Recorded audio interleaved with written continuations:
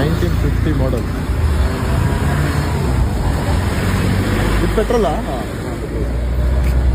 ಇದು ಅಂಪೂಲ್.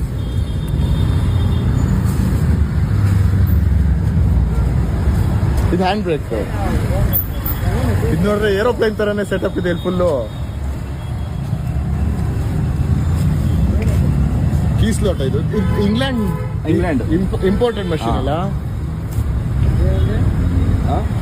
ಅದು ಜಾಸ್ತಿ ಮಾಡಕ್ಕೆ ಕಮ್ಮಿ ಮಾಡಕ್ಕ? ಓಕೆ ಸರ್, ನಿಮ್ಮ ಹೆಸರು? ವಿಜಯ್. ವಿಜಯ್. ಹಾ